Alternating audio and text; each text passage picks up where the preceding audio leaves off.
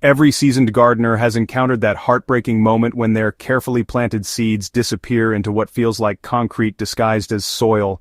You water religiously, add expensive fertilizers, yet your plants emerge weak and sickly, if they emerge at all. The truth is you're not gardening in soil at all, but in lifeless dirt that's been stripped of its most crucial component, microbial life. Why modern soil dies and ancient solutions still work. The revolution in chemical agriculture promised convenience but delivered a devastating blow to soil ecosystems. When we focus solely on feeding plants with synthetic nitrogen, phosphorus, and potassium, we bypass nature's intricate underground network entirely. Healthy soil contains billions of bacteria, fungi, protozoa, and other microorganisms in every handful. These invisible workers digest organic matter, release minerals, build humus, and form symbiotic partnerships with plant roots. Without this living community, even the richest-looking dirt becomes nothing more than sand, silt, and clay particles, with no real biological activity. It can't hold water effectively, cycle nutrients naturally, or resist plant diseases. This is where ancient farmers possessed wisdom that modern agriculture forgot. Long before scientists could observe microbes under microscopes, traditional farmers across Asia, Africa, and South America discovered that certain liquid preparations could revive exhausted soil. They noticed that soaking specific materials in water created cloudy, bubbling brews that made their crops greener and their soil softer.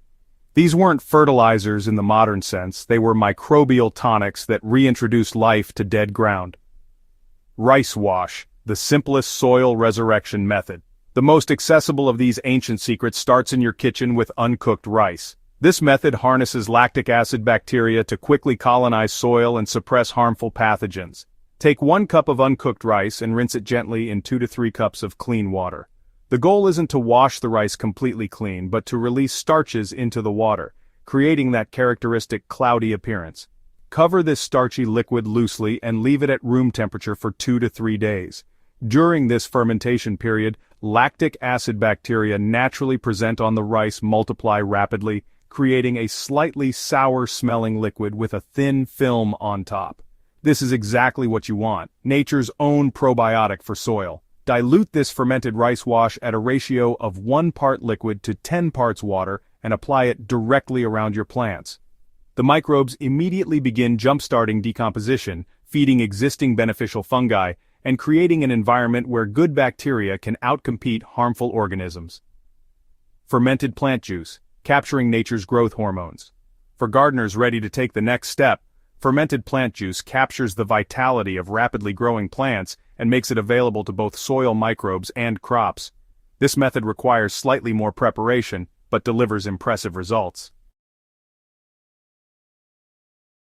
Harvest approximately 1 kilogram of vigorous plant material, young comfrey leaves, grass clippings, or even common weeds like nettlework excellently. Chop this material and place it in a clean container, then mix thoroughly with 500 grams of brown sugar or molasses. The sugar draws out plant juices while feeding the fermenting microorganisms. Press the mixture down firmly, cover with a breathable cloth, and allow fermentation for 5 to 7 days. During this process, lactic acid bacteria, wild yeasts, and various beneficial microbes digest the sugars while releasing enzymes, natural plant hormones, and amino acids. The resulting dark, sweet-smelling liquid should be strained and can be stored for garden use. Dilute this fermented plant juice at a ratio of 1 part liquid to 20 parts water, then apply as either a soil drench or foliar spray during the active growing season. Gardeners consistently report stronger leaf growth, improved stress resistance, and increased earthworm activity in treated areas.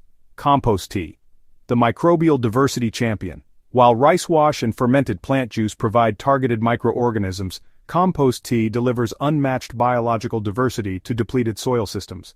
Begin with 1 kilogram of mature finished compost. It should be dark, crumbly, and smell earthy, not sour or ammonia-like. Place this compost in a mesh bag or clean pillowcase, then submerge it in 20 liters of water. The key to successful compost tea lies in oxygenation. Use an aquarium pump with an air stone to keep beneficial aerobic microbes alive and multiplying. Add 1 tablespoon of molasses to feed the bacterial populations, then let this mixture bubble for 24 to 36 hours. The finished product will be a foamy, brown liquid packed with bacteria, fungal spores, protozoa, and beneficial nematodes. Apply this compost tea immediately at full strength around plants or use it as a foliar spray to coat leaves with protective microorganisms that prevent disease establishment. These ancient liquids work by addressing soil problems at their biological foundation. As microbial populations increase, they produce natural glues like glomalin that bind soil particles into aggregates. These aggregates create the crumbly texture that experienced gardeners really prize, full of air pockets and water channels that roots can easily penetrate. Treated soils become natural sponges, holding moisture longer while releasing it gradually to plant roots. Over successive seasons, organic matter decomposes into humus, the stable carbon fraction that resists erosion and builds long-term soil fertility. The greatest advantage of these methods is their focus on feeding soil rather than plants directly.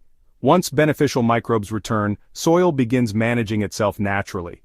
Nutrients become available without constant synthetic inputs, pest and disease pressure decreases, and water requirements drop significantly.